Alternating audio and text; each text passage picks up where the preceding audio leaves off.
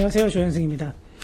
제가 이번에 그 중세 유럽 경제에 대해서 한 편의 시리즈를 좀 준비를 하고 있습니다. 그래서 그 총 5편으로 구성이 되어 있는데요. 첫 번째가 농업 기술의 발전, 그 다음에 상업의 발전, 그 다음에 세 번째가 도시의 흥망성쇠, 그 다음에 길드의 역할과 길드의 특징, 뭐 이런 걸 하고요. 그리고 마지막으로 중세 상태에서 경제가 발전하고 상업이 그렇게 크게 발전을 했음에도 불구하고, 그러니까 상업 자본이 많이 쌓였는데도 불구하고 왜 산업혁명으로 연결되지 못했나, 이렇게 해서 총 5편으로 구성을 하고 있습니다. 그래서 오늘은 그 첫 번째 시간으로 중세 농업의 발전에 대해서 말씀을 드리겠습니다.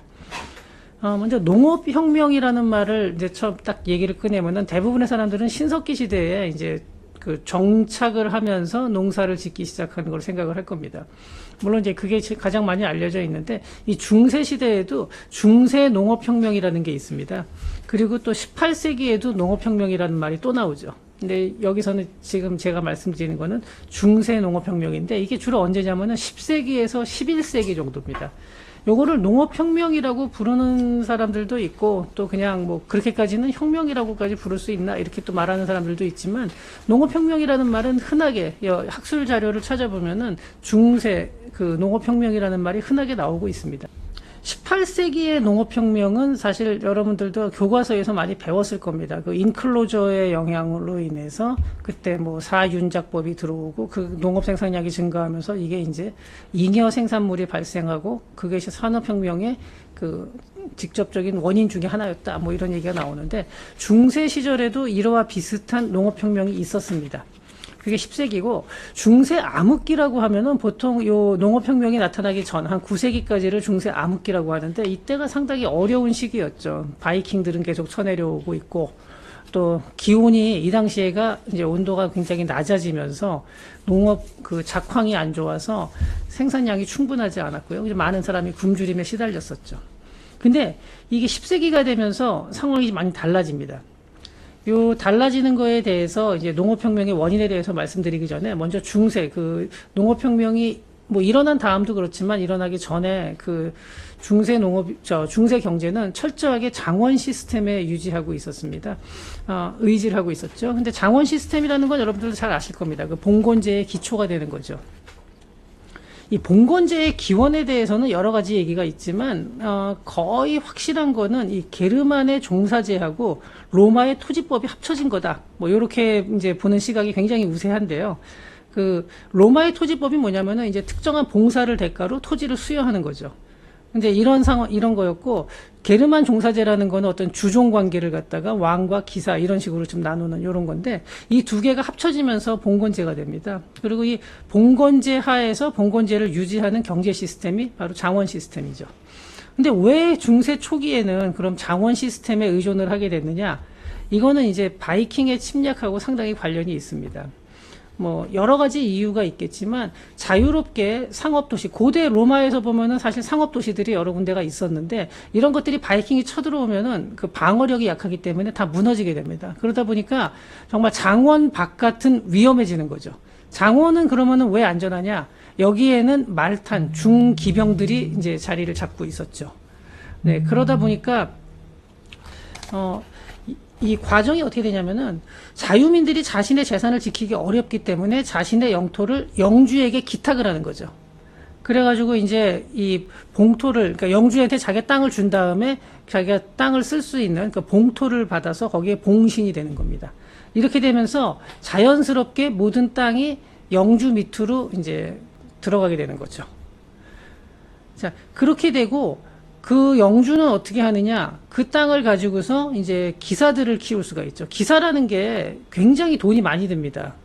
왜냐하면 말이 있어야 되고 중무장을 해야 되고 또 전문적인 전투를 할 수 있는 인력이 돼야 되기 때문에 생산 활동을 따로 하기가 어렵죠. 그러니까 자유민들 바깥에 있던, 장원 바깥에 있는 자유민들도 자신의 땅을 영주한테 기탁을 하면서 그 장원 안으로 들어오게 되고, 그리고 자신들의 재산을 지킬 수 있는 그 기사들과 그 영주가 있게 되는 거죠. 그래서 거기서 이제 하나의 장원 시스템을 구축을 하게 됩니다. 이 장원 시스템은 자급조작 쪽이에요. 거기서 땅을 이제 쭉 나눠서 농사를 짓고 그 내부에서 간의 수공업 형태로 옷도 만들고 모든 걸 다 만들게 되죠. 그래서 장원이 커져서 생산력이 굉장히 높아진다 하더라도 물품이 굉장히 제한됩니다. 장원 내에서 만들어야 되기 때문에. 그래서 굉장히 많은 농업 생산량물을 가지고 있어도 상업이 발달하지 않은 상황이기 때문에 자기가 쓸 수 있는 물건도 굉장히 제한돼 있고, 그 당시에 썼던 거, 그러니까 10세기, 그러니까 도시가 발달하기 전에, 한 10세기 이전에 보면은, 썼던 물건들이 굉장히 아주 조야합니다. 그러니까 아무리 돈이 많고 영향력이 강한 영주라 하더라도 그때 쓸 수 있는 물건이라는 거는 장원 내에서 만들어지는 자급자족, 그 간의 수공업 제품이거든요. 그러니까 굉장히 그 질도 떨어지죠. 이런 상황이었는데 이게 10세기가 넘어가면서 굉장히 크게 바뀌는 게, 첫 번째는 기후가 굉장히 높아집니다. 온도가 한 2도 정도 올라갔다 그러죠. 이때 100년 사이에. 그러면서 온도가 올라가면서 농업 생산량이 굉장히 늘어나게 됩니다. 그 다음에 또 하나는 어떤 게 있냐면은 사회적 안정인데, 이 시기가 되면 더 이상 바이킹이 쳐들어오질 않고 이미 바이킹들이 내려와서 유럽에 거주를 하게 돼요. 그러니까 유럽화된 거죠. 그러니까 뭐 물론 그 전에 바이킹들도 다 유럽이지만 어찌됐든 이제 이 내려와서 게르만족하고 같이 섞이면서 한 정착민이 돼버려요. 그러면서 바이킹하고 그다음에 헝가리 쪽에서 오는 마자르족의 침입도 굉장히 많았는데 이 두 개가 아주 급격히 감소를 합니다. 그렇기 때문에 이제는 그 농업에 더 전념할 수 있는 그런 이제 상황이 만들어지는 거죠. 그러니까 사회가 안정이 됐다는 뜻입니다. 그 다음에 이러다 보니까 자연스럽게 농업 기술이 발전을 합니다. 농업 기술이 발전하는데 첫 번째, 말을 사용하는데 이 농사에 말과 관련된 마구들이 상당히 개량이 되죠. 그러니까 말의 굴레도 그 전까지는 이게 약간 지금 생각해보면 좀 이해가 안 가는데 말의 목에다가 줄을 걸었어요. 말이 가다 보면 목이 막히니까 킥킥 숨도 못 쉬는데 이걸 가슴거리로 바꿨죠. 그러면서 말이 움직이기가 훨씬 편해졌고, 또 말굽도 그 전에도 있기는 있었는데 이제 본격적으로 우리가 흔히 알고 있는 그 철로 된 편자를 이제 쓰게 된 거죠. 편자가 아니라 철로 된 그 밑에다가 대가지고 말굽도 상당히 개량을 하게 돼요. 사실 말이 농사를 짓기가, 그러니까 힘은 좋은데 농사 짓기가 힘든 게, 이게 진흙이 있으면 발이 푹푹 빠지거든요. 그래서 이 말굽이 상당히 중요한데, 이 말굽을 개량한 것이 농사 짓는데 말을 활용할 수 있는 폭을 굉장히 넓혔다고 합니다. 그 다음에 농기구 개량이 있는데, 그 전까지는 쟁기가, 물론 쟁기는 굉장히 오래전부터 썼죠. 근데 이 시기에 한 10세기경부터 북유럽에서 이 심경 쟁기라는 게 나옵니다. 그러니까 무거운 쟁기인데 이게 굉장히 무거워가지고 땅을 깊게 팔 수 있는 거예요. 여기에서 그 전에는 쟁기가 그렇게 이제 깊게 파다 보면 쟁기가 쉽게 부러졌는데, 여기서 철을 가공을 갖다가 이제 이 기술이 좋아지면서 이 깊게 파도 부서지지 않는 그런 쟁기들이 이제 개발이 된 거죠. 사실 그 지중해 연안에서는, 과거에 로마에서는 아무리 기술이 발달해도 이게 필요가 별로 없었어요. 그 남쪽은 땅이 물러가지고 이런 그 강한 쟁기가 필요 없었는데, 북유럽 쪽에서 내려오다 보니까 그 위쪽으로는 이 심경 쟁기가 상당히 그 중요한 도구가 된 거죠. 그러면서 수확량을 상당히 높일 수가 있었고요. 그리고 또 하나는 이게 이제 지금 제가 마구 개량하고 쟁기 개량을 말씀을 드렸고요. 그 다음에 이제 물레방아가 이때 엄청나게 늘어납니다. 10세기부터. 물레방아가 늘어나서 수차를 활용을 하는 거죠. 수차를 활용해서 여러 가지 다양한 동력을 쓰게 된 거죠. 그러니까 이렇게 되면서 사람들의 노동력도 상당히 좀 더 아낄 수가 있었고요. 그리고 기술적인 이런 개량 외에 또 하나가 농사 짓는 방법에서 변화가 있었던 게 삼포제가 이때 도입이 됩니다. 10세기경부터 서서히 확산이 돼서 11세기경에는 유럽 전역으로 퍼지게 됩니다. 그전에는 2포제였어요. 그러니까 땅을 한번 이게 2포제, 3포제 그러니까 말이 좀 어려운데, 그러니까 2필드 시스템, 3필드 시스템 이렇게 돼요. 그러니까 땅을 두 개로 나눠서 1년 경작하고 1년 휴경하는 식으로. 그러니까 절반밖에 쓰지 못하던 게 2포제였는데 3포제로 하게 되면은 한 포는 휴경을 합니다.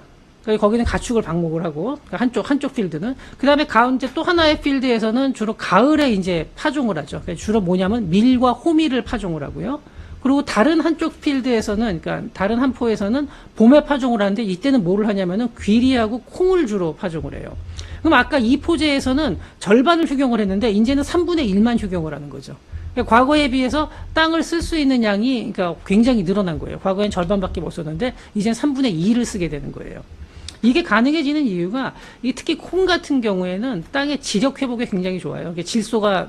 질소를 많이 잡아줄 수가 있기 때문에 이 콩과 식물들을 이제 심으면은 질소 고갈을 막을 수가 있습니다. 그래서 또 토양이 이제 비옥해지죠.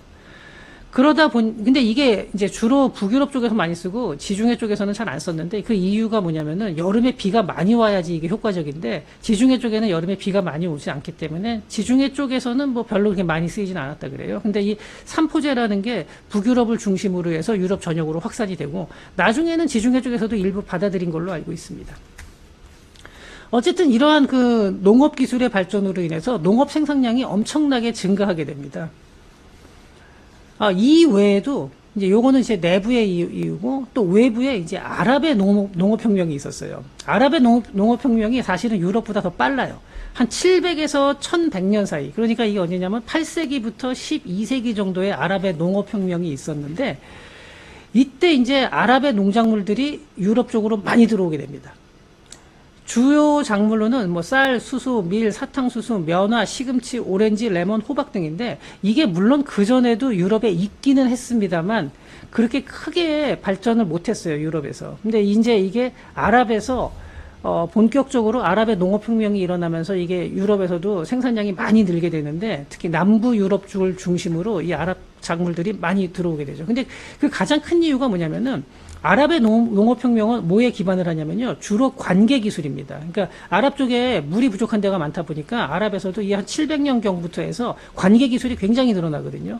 그래서 뭐 샤도프라든지 샤키야, 뭐 카나트 이런 식으로 이 당시에 보면은 여러 가지 다양한 그 관계 기술들이 이쪽에서 발전을 하게 됩니다. 제가 아까 뭐 여러 가지 카나트 같은 얘기도 했는데 이거 자세한 설명을 뭐 드릴 거는 아니고요. 그냥 일종의 그냥 관계 시스템입니다. 지하수를 갖다가 물을 멀리까지 운반하는 관계 시스템, 요 정도로만 알고 계시면 되고요. 다른 것들도 다 이게 물을 끌어올리거나 물을 갖다 이동하는 어떤 이런 장치들인데, 이런 것들이 발전하면서 이런 기술도 유럽으로 부분적으로 같이 들어오게 되죠. 그러니까 유럽에서도 아랍의 이런 여러 가지 기술과 작물들이 같이 들어오게 되면서, 더 농업의 생산량뿐만 아니라 이 품종조차도 더 다양해진 거죠.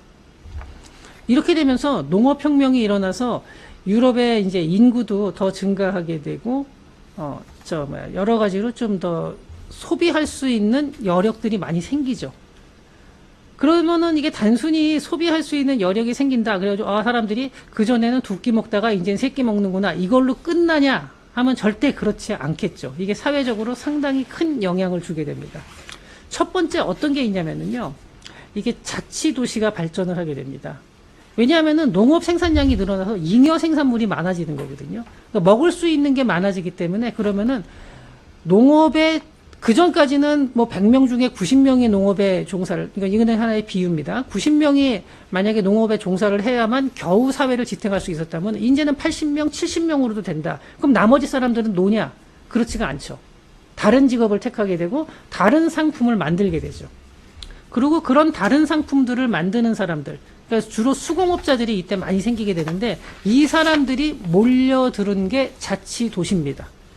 도시를 형성을 하고, 그리고 이때 도시가 형성될 수 있었던 또 이유는 아까 말씀드린 대로 바이킹하고 마자르족의 침입이 줄어들었기 때문에 이제는 그러한 치안이 과거보다는, 그러니까 뭐 이건 수시로 약탈을 해가든 바이킹과 마자르족이 이제는 거의 오질 않기 때문에 이제 자치도시도 나름대로 번성을 할 수가 있게 된 거죠. 결국 충분한 식량 생산이 도시화를 촉진했다라고 말을 할 수가 있고요. 농촌의 잉여 생산물이 도시로 이제 수송할 수 있는 이런 여유가 생긴 거죠. 그렇게 되면 자연스럽게 도시의 상공업이 발전을 하죠.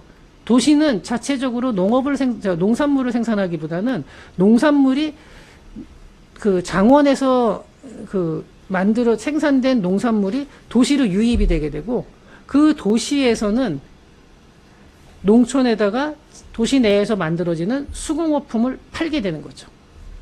자, 이렇게 되면 자연스럽게 상업이 발전을 합니다. 그러게 되면은, 이제 처음에는 그 도시를 중심으로 도시와 농촌, 그 주변 농촌 간의 거래가 활발해지죠. 그러면 거기서 끝나냐? 그렇지가 않겠죠. 어떤 특정 지역에서 만들어지는 상품들이 있다 그러면은 그럼 다른 지역에 있는 도시하고의 또 거래가 일어나게 됩니다.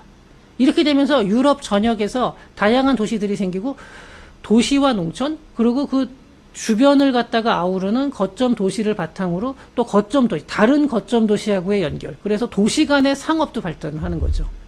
결국은 이 농업혁명이 있었기 때문에, 즉 농업 생산량이 증가했기 때문에 자치도시가 생긴 거고, 자치도시가 생겼기 때문에 중세 상업이 발전을 할 수가 있는 계기가 된 거죠.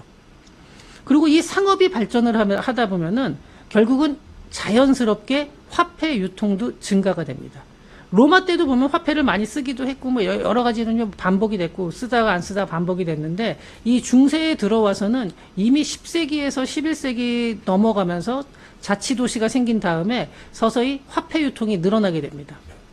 그리고 또 하나 이제 사회 정치적인 변화도 있는데 이렇게 증가하게 되니까 상업이 발전하게 되니까 자연스럽게 이제 부상들이 나오는 거죠. 뭐 돈을 많이 번 상인들이 나오고 이렇게 되면서 자연히 상인들의 정치적 영향력이 굉장히 크게 상승합니다. 이런 거는 여러 도시에서도 이제 나오는 사례인데 제가 이제 몇 가지 논문을 보다가 보면은 되게 재밌게 본 게 그 괴팅엔의 그 사례였는데 독일의 그 괴팅엔 같은 경우는 나중에 이제 뭐 한자 동맹에도 들어가 있고 그랬었는데 여기서 처음에 보면은 이제 수공업자들하고 상인들하고의 갈등도 있고 거기에 있는 다른 자유민들하고의 갈등도 있었는데 결국은 나중에 그 괴팅엔을 움직이는 시 참사회의 의원들을 보면 대부분이 상인길드 소속으로 이제 변하게 됩니다. 이게 서서히 변하면서 상인들이 도시의 운영까지 하게 되는 거죠. 결국 상인들이 정치인이 된 거죠.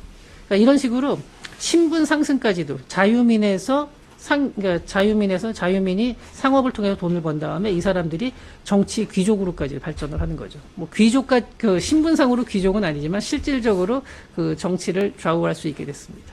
네, 이런 식으로 농업혁명이라는 게 단순하게 농업 생산량의 증가로만 끝난 것이 아니라 사회 전반에 큰 영향을 주었고 특히 이 중세 상업이 발전을 하면서 유럽 전체가 하나의 네트워크로 형성이 될 수 있는 그런 그 기반을 마련해 준 일이라고 볼 수가 있습니다. 예, 중세 농업혁명에 대해서 말씀을 드렸고요. 다음번에는 여기서 제가 지금 상업 얘기를 좀 더 했는데 이 상업이 그러면은 어떤 식으로 발전을 하게 됐는지 거기에 대해서 요 다음 시간에는 또 말씀을 드리겠습니다. 네, 감사합니다.